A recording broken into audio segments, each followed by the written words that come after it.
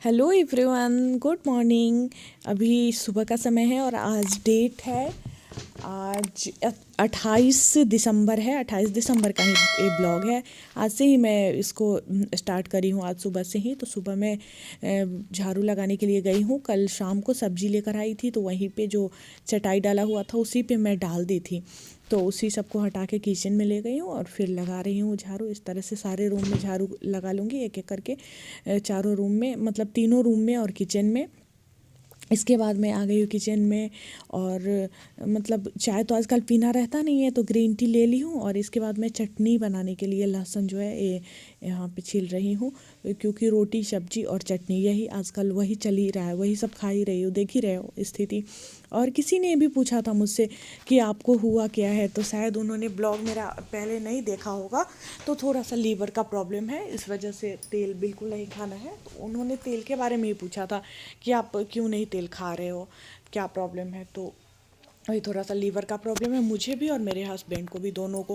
क्योंकि ये जो लॉकडाउन हुआ, कोरोना वायरस जब से आया तब से हुआ क्या कि खान पान पूरा हम लोगों का बिगड़ गया घर में। मतलब जैसे अगर मतलब जॉब में है तो पहले ऐसा था कि एकदम टाइम पे दौड़ दौड़ के जाओ, काम करो, तो बहुत सारी बातें एक्टिव रहती थी। और घर में बहुत ज़्यादा ये हो गया बीच में जो लॉकडाउन हुआ था एक उसमें। तो उसके बाद फिर स्वास्थ्य पे उसका बुरा प्रभाव पड़ना तय था। क्योंकि एक तो घर में रहो तो अच्छा अच्छा खाना खाओ और बैठ के खाओ, तो स्वाभाविक है कि शरीर पे वो जाएगा ही। तो वेट जो है वो भी बढ़ गया और फिर लीवर में वो हो गया, खराबी हो गया। क्योंकि फास्ट फूड बहुत ज़्यादा खाने लगी थी, घर में ही बना बना के वही सब चीज़ें खाओ, घी ज़्यादा खाओ, मतलब ये सब चीज़ें खा के तो वेट भी बढ़ने लगा। और वेट बढ़ना तो खैर हटाओ, बात की बात है।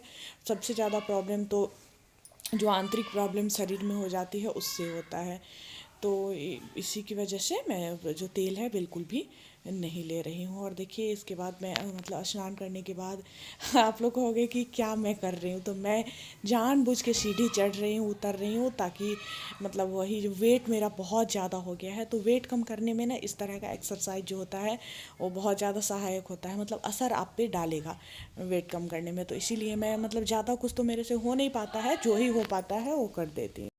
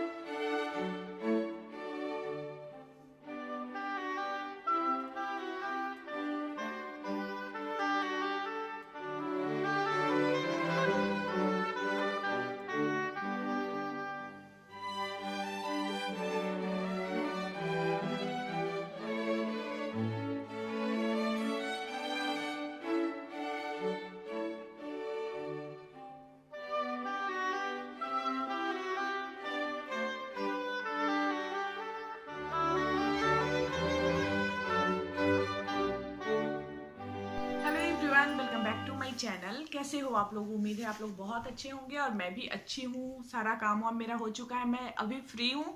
तो फ्री होके मैं जो वहाँ पे कंबल वाला आया हुआ था, तो वहाँ से मैं खरीद ली हूँ बेड पे डालने के लिए। कंबल खरीदने गई थी, जो थोड़ा सा मोटा वाला कंबल रहता है ना, मतलब थोड़ा सा मोटा, ज़्यादा मोटा नहीं। अभी वाले ठंडी में ओढ़ने लायक नहीं रहता है वो।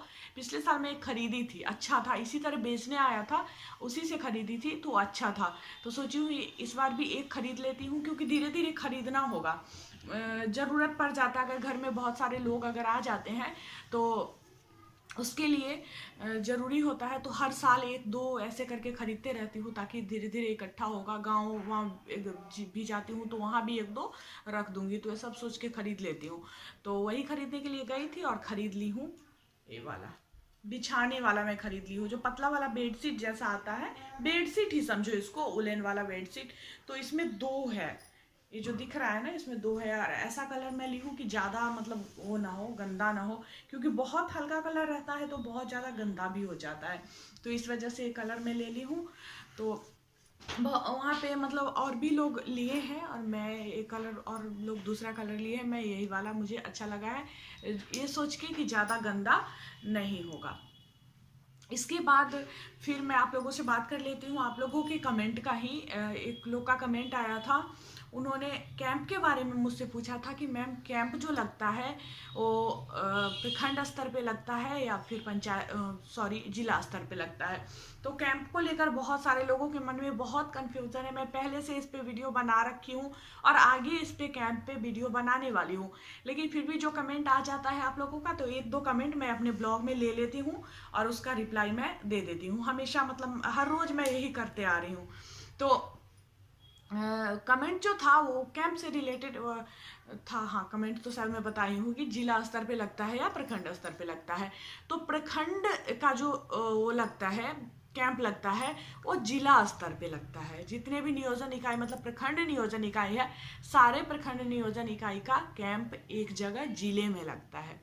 कोई ऐसा जगह सेलेक्ट किया जाता है जहाँ पे भरपूर स्पेस हो और वहीं पे कैंप लगता है। और प्रखंड स्तर पे लगता है पंचायत का, जितने भी पंचायत शिक्षक नियोजन इकाई है उनका कैंप जो लगता है वो प्रखंड स्तर पे लगता है।